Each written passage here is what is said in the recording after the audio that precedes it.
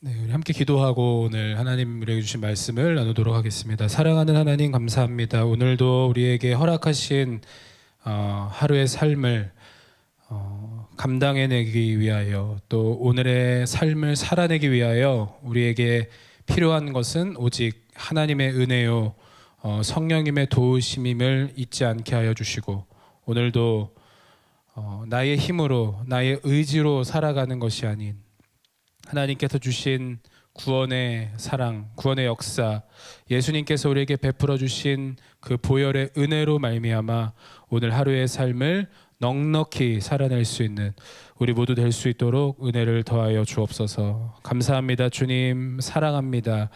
예수님의 이름으로 기도드립니다. 아멘. 오늘 저는 요한복음 9장의 말씀으로 함께 나에게 걸어오시는 예수님이라는 제목으로 하나님의 은혜를 나누도록 하겠습니다. 오늘 이 요한복음 9장에 기록된 이 말씀은요, 우리 모두가 너무나도 잘 알고 있는 말씀입니다. 날 때부터 맹인되었던 자가 그 인생의 예수님이라는 인물을 만나면서 바로 그의 인생 전체가 바뀌게 되는 아주 그런 기적적인 이야기로 우리가 아주 잘 알고 있는 말씀이죠. 그날은 바로 초막절이 지난 어떤 안식일 날이었습니다. 그때 예수님께서 제자들과 함께 이제 길을 걸어 가시다가 날 때부터 맹인되었던 자를 만나시게 되었어요. 오늘 본문에서 이 날 때부터 맹인되었다라는 이 말이 굉장히 중요한데요. 여러분, 맹인들 중에서도 눈이 안 보이시는 분들 중에서도 이 선천적으로 눈이 안 보이시는 분들도 있고 또 이렇게 살아가면서 후천적으로 이 시력을 잃는 사람도 있습니다. 그런데요, 오늘 이 성경에 나오는 맹인은 날 때부터 맹인이라고 이야기하고 있습니다. 그러니까 그냥 눈이 안 보여서 불편함을 겪는 정도의 장애를 가진 것이 아니라 이 사람은 태어날 때부터 세상을 한 번도 본 적이 없는 거예요. 그리고 하물며 내 얼굴이 어떻게 생겼는지조차 알 수 없는 아주 절망과 이런 아픔을 태어나면서부터 가지고 태어난 사람이거든요. 여러분 한번 생각해 보세요. 만약에 내가 이 세상을, 아름다운 세상을 볼 수 없다면, 그리고 내가 내 얼굴뿐만이 아니라 옆에 있는 사랑하는 가족들의 얼굴을 알 수 없다면 여러분 그것이 얼마나 불행하고 또 인생에서 희망이 없는 일일까요? 그러니까 오늘 성경에서 이 말하는 맹인은 육신의 질병으로 인해 눈이 안 보일 뿐만 아니라 바로 아무런 희망도 아무런 소망도 없이 그냥 하루하루를 견뎌내며 살아가는 사람입니다. 아마 이 사람에게 가장 큰 소망은요, 차라리 빨리 생을 마감하는 것이 오히려 더 큰 소망이고 희망일 수도 있겠다고 생각이 들더라고요. 본 적도 없고 세상이라는 그림 자체가 이 사람의 머릿속에는 전혀 없어요. 그러니까 살아가고자 하는 의지가 없는 것이죠. 이 사람이 하루 중에 유일하게 활동하는 시간은 바로 바깥에 나와서 지나다니는 사람들에게 먹을 것을 구걸하는 그 시간이 이 사람의 유일한 바깥 활동의 시간입니다. 자, 그런데 이렇게 삶의 소망과 희망이 전혀 없는 사람에게 아주 드라마틱하게 그날 초막절이 지난 그 안식일 날 바로 한 사람을 만나게 됩니다.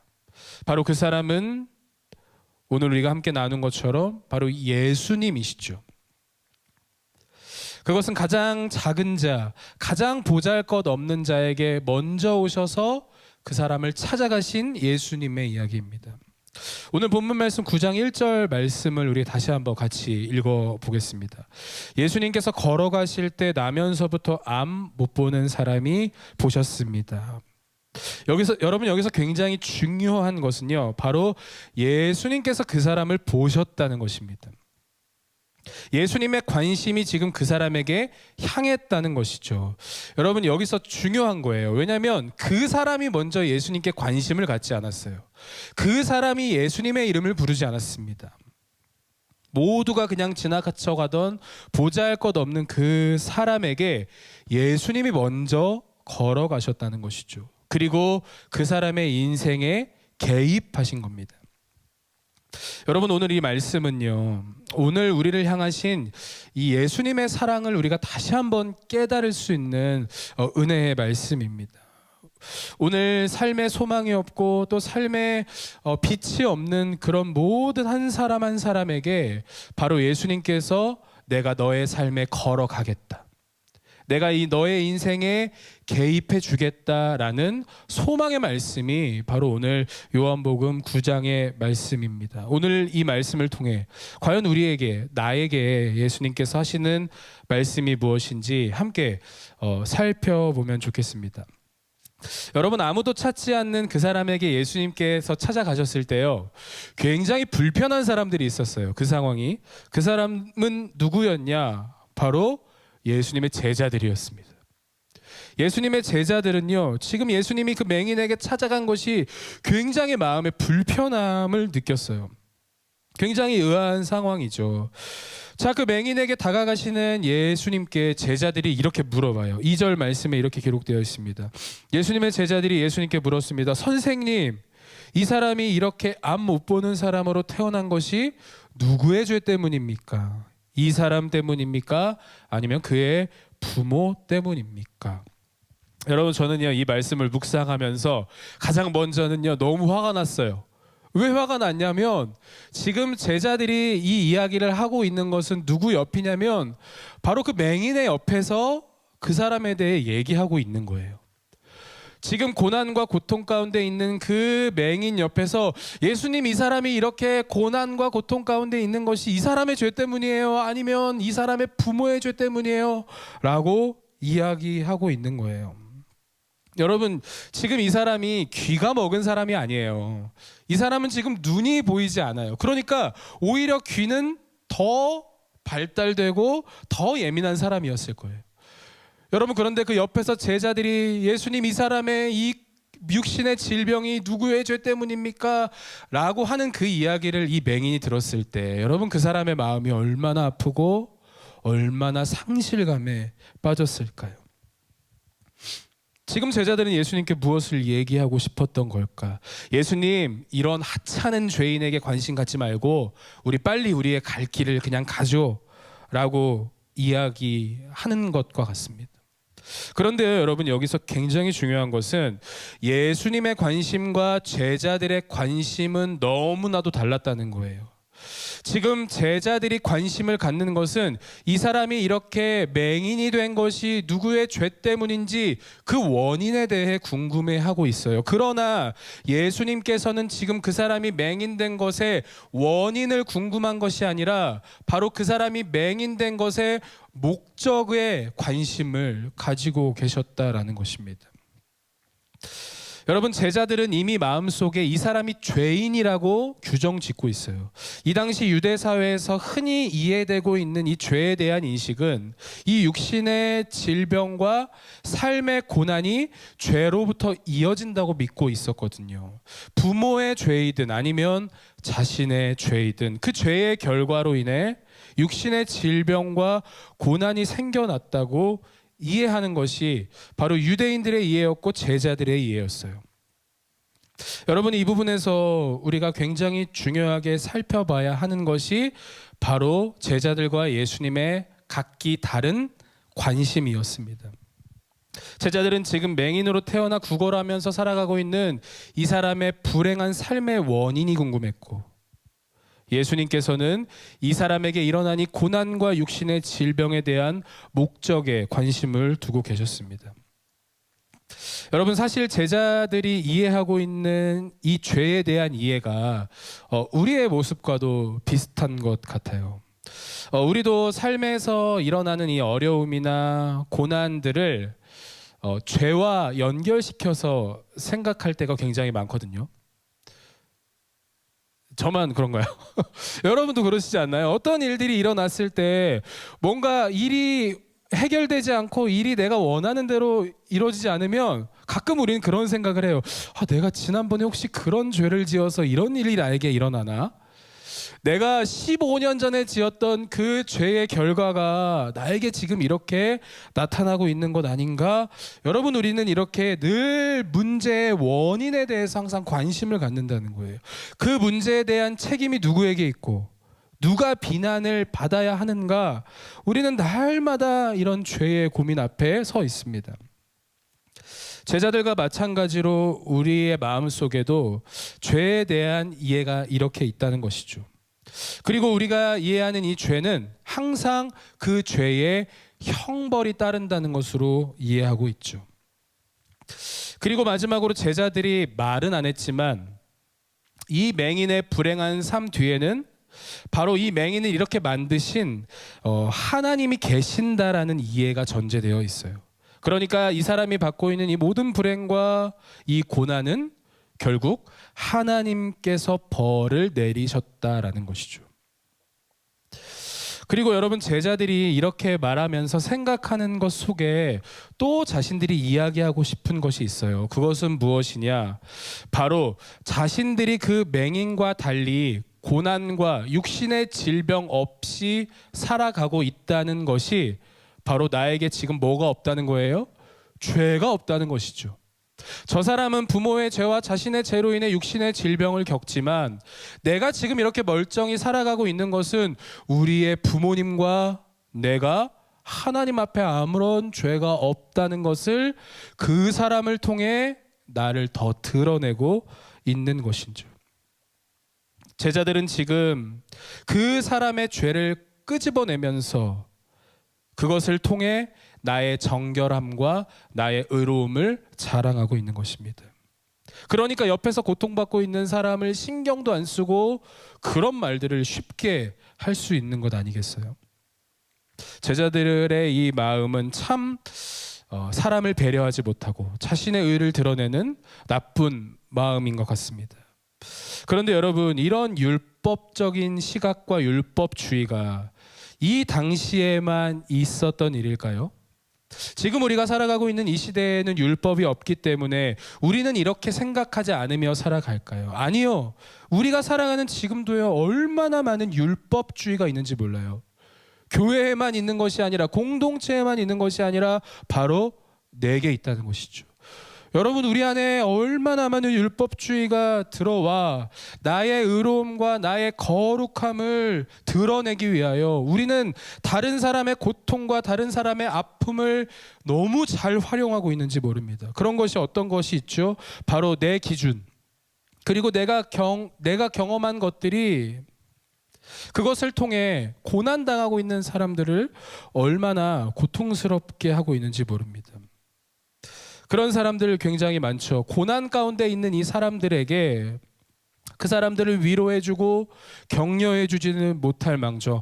야, 너 내가 그렇게 얘기할 때 내 말 안 듣더니 결국 이렇게 됐다. 야, 나는 너가 결국에 너의 그 죄 때문에 이런 결과가 일어날 줄 알았어. 저봐, 내가 저렇게 될 줄 알았어. 여러분, 율법주의는 다른 것이 아닙니다. 내가 경험한 것이 곧 정답이고 그 정답을 토대로 내가 다른 사람을 판단하고 그 기준으로 내가 그 사람을 정죄하며 하나님의 방법을 이해하고 있다면 여러분, 지금 우리 모두도 율법주의에 빠져 있는 사람과 다를 것이 없습니다. 제자들은 지금 자기들이 가지고 있는 잘못된 전제를 가지고 예수님께 질문을 던지죠. 여러분, 잘못된 질문에는요, 자연스럽게 잘못된 답이 나올 수밖에 없습니다. 그런데 예수님의 대답은 굉장히 뜻밖의 대답이었어요. 제자들의 생각과 제자들의 기준을 완전히 흔들어버리는 예수님의 대답이었습니다. 우리 오늘 본문 말씀 3절 함께 읽어보도록 하겠습니다. 예수님께서 대답하셨습니다. 이 사람이나 그의 부모가 죄를 지어 이렇게 된 것이 아니다. 이 사람이 나면서부터 앞을 보지 못한 것은 하나님의 일을 그 사람의 생애를 통해 나타내기 위해서이다. 아멘. 먼저 예수님께서는 이 사람이나 그 부모가 죄를 범한 것이 아니다 라고 말씀하세요. 제자들은 여러분, 그 사람을요, 관찰의 대상으로 삼았어요.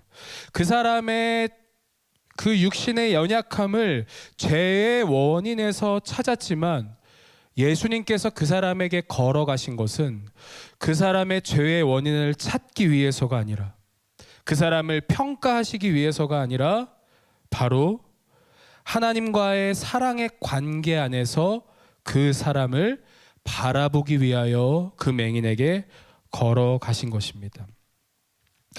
여러분, 혹시 지금 우리 중에 고통과 또 환난 중에 계신 분이 있으신가요? 여러분, 그럴 때 우리에게 이 말씀은 얼마나 큰 힘이 되는지 모릅니다.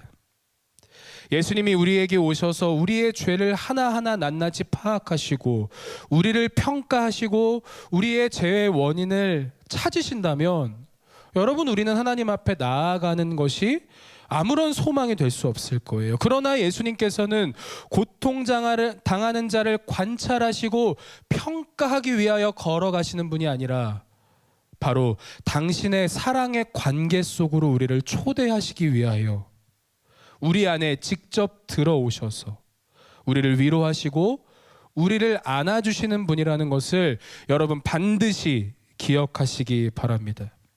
제자들이 너무 놀랐어요. 이거 죄 때문 아니야? 이 사람의 부모나 이 사람의 죄 때문에 지금 육신의 질병이 생긴 거 아니야? 라고 너무 놀랐어요. 왜냐하면 자신의 기준과 판단이 완전히 흔들려버렸기 때문이죠. 그런데요, 여러분, 제자들보다 더 놀란 사람이 있어요. 그 사람 누굴까요? 죄송해요. 제가 초등부를 생각해가지고 자꾸 반응을 자꾸 끌어들이려고 하는데, 그 사람 누구냐면 누구요? 맹인이죠. 여러분, 맹인이 그 옆에서 계속 듣고 있었어요. 그런데 예수님께서 지금 뭐라고 하세요? 이 사람의 죄도 아니고 이 사람의 부모의 죄도 아니다. 여러분, 이 사람 날 때부터 맹인이었잖아요. 그래서요, 이 맹인에게는요, 또 그리고 이 맹인 가족들에게는요, 이 사람의 육신의 질병이 항상 자신의 삶의 짐이었단 말이에요. 나 때문에 혹시 우리 아들이 이렇게 맹인이 된 건가? 나 때문에 우리 오빠가 이렇게 맹인이 된 건가? 아니면 맹인 스스로도 나의 죄 때문에 내가 맹인이 된 건가? 이렇게 불특정 다수에게 죄의 결과는 무서움의 어떠한 것으로 다가오게 된 것이죠. 그런데 지금 예수님께서 오셔서 이 사람의 죄도 아니고 이 가족의 죄도 아니다 라고 이야기하시는 것은 바로 이 맹인 거지와 가족들이 평생을 살아가며 죄인된 마음을 가지고 살아가던 이 억눌렸던 마음과 얽매였던 마음을 한 번에 풀어주시기에 완벽한 예수님의 말씀이었던 것이에요. 사람들은 이 사람들에게 동전 몇 푼을 겨우 던져줄 뿐 그 누구도 이 사람의 인생의 짐, 죄의 짐을 덜어주려 하지 않았어요. 그런데 예수님께서는 그 사람의 짐을 덜어주시기 위하여, 그 가족들의 짐을 해결해 주시기 위하여 그 사람에게 걸어가셨어요. 그리고 맹인의 삶에 직접 개입하셨어요. 이 맹인의 삶에 직접 들어가신 거예요. 그리고 제자들과 많은 사람들이 보는 앞에서 이 사람은 죄가 없다, 이 사람의 가족 때문에 이런 죄의 결과도 생긴 것이 아니다 라고 말씀하시며 평생 따라오던 죄의 꼬리표를 지워버리신 사건입니다. 그리고 이어서 예수님 말씀하시죠. 이 사람이 저렇게 된 것은 죄 때문이 아니라 그에게서 하나님의 하시는 일을 나타내고자 하심이라. 여러분, 예수님은 이 대답을 통해서 이 지금 맹인이 겪고 있는 고통과 육신의 질병을 하나님의 일과 연결시키셨다는 것이죠. 제자들은 예수님께 원인을 물어봤지만 예수님은 지금 목적을 얘기하고 계시죠. 여러분, 때론 신실한 사람들도요, 우리가 믿음의 삶을 굉장히 열심히 잘 살아갈 때도요, 우리에게 큰 시련과 고난은 항상 찾아와요. 우리가 조금 더 믿음이 좋다고 해서, 우리가 조금 더 신실한 삶을 산다고 해서 우리에게 고통과 시련이 찾아오지 않는 것이 아니죠. 성경의 욥이라는 인물도 여러분 그렇게 신실했지만 하나님께서 시험하셨고, 다윗도 그랬어요. 우리도 마찬가지죠.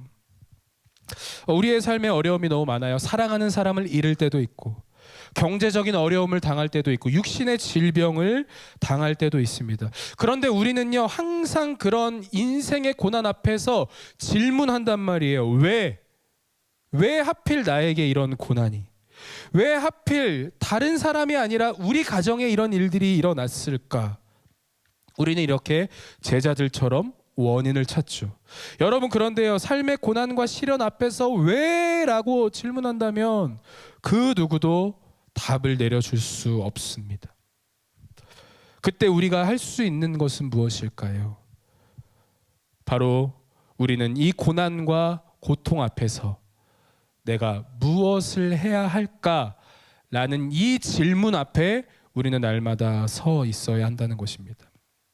하나님은 때로는 우리 앞에 있는 이 고통과 시련을 제거하심으로써 일하시기도 하지만요, 때로는 우리 앞에 있는 이 고난과 역경을 치우시지 않고 그 길을 통과함으로 바로 우리에게 하나님의 뜻을 이루실 때도 있다는 것을 우리는 반드시 기억해야 합니다. 대표적으로 여러분, 어떤 일이 있었죠? 대표적으로 바로 예수님의 사건이에요. 예수님은 당신 앞에 있는 이 고난과 고통의 길을 피하시지 않았어요. 그리고 그 고통과 고난의 길을 통과하셨죠. 그것이 바로 십자가의 사랑입니다. 여러분, 결국 예수님께서 그 고난과 고통의 길을 피하시지 않고 지나가심으로 인해 그것의 수혜를 입은 자들이 누구인가요? 바로 저와 여러분 아니겠어요?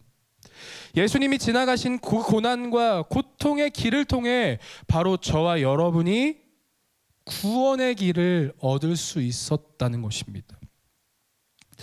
사랑하는 성도 여러분, 그 고난과 고통이 우리 앞에 날마다 있을 때에 우리가 나에게 왜 이런 고난이 일어났나 고민하기보다는 바로 나에게 준비하신 하나님의 길이 고통과 고난의 길이 될 수도 있다는 것을 기억하며 오늘 내 앞에 주어진 이 고난과 고통의 길 가운데 하나님의 목적을 생각할 수 있는 저와 여러분 되기를 소망합니다.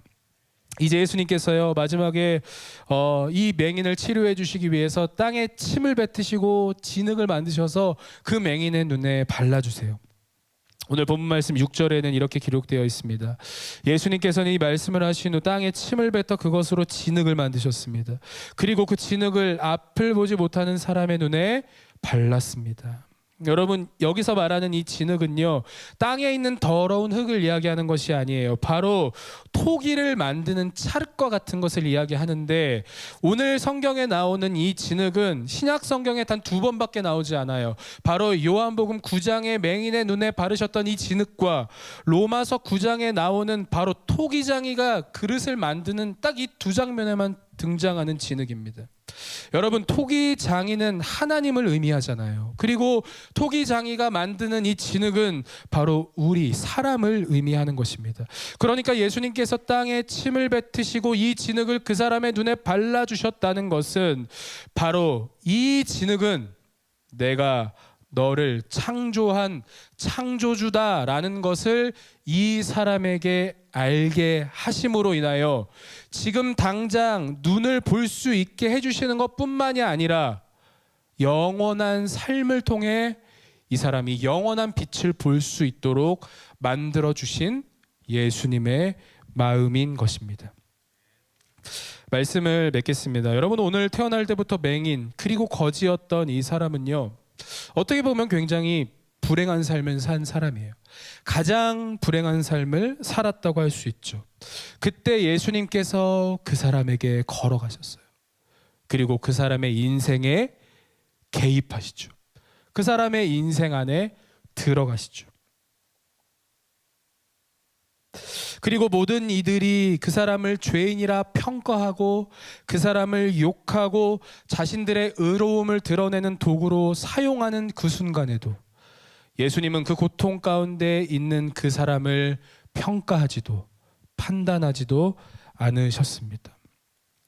여러분, 우리 모두에게도 이 사람처럼 앞이 보이지 않는 질병은 아니지만 너무 많은 질병 가운데 살아가고 있잖아요. 여러분, 요즘에 공황장애가 있는 사람들이 얼마나 많아요.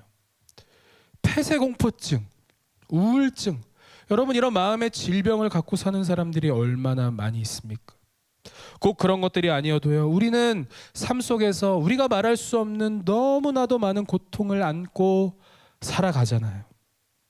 그런 우리에게 예수님은 오늘도 걸어오셔서 우리의 모든 결박과 포로됨을 풀어주시겠다, 자유를 주시겠다라고 오늘 우리에게 말씀하십니다. 우리 마지막으로 누가복음 4장 18절 말씀 함께 읽어보겠습니다.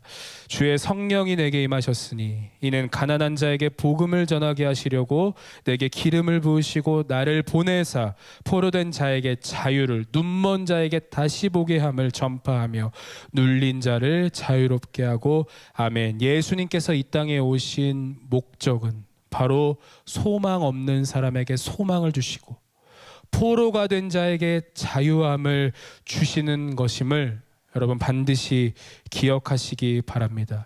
우리 각자가 갖고 있는 갇힘, 포로됨, 이런 모든 것을 해결해 주시고 자유를 주실 수 있는 분은 오직 예수 그리스도밖에 없음을 여러분 기억하시면서 오늘도 그 예수님과 함께 은혜의 삶을 살아갈 수 있는 우리 모두가 될 수 있기를 예수님의 이름으로 축복합니다. 여러분 반드시 기억하세요. 때론 고난이 우리의 인생의 표지판이 될 수도 있습니다. 우리 말씀을 기억하면서요, 우리 함께 찬양하면 좋겠습니다. 우리 너 예수께 조용히 나가. 여러분 이 찬양 우리 함께 고백할 때요, 오늘 우리에게 걸어오시는 그 예수님의 얼굴을 떠올리면서 우리 함께 믿음으로 찬양하겠습니다.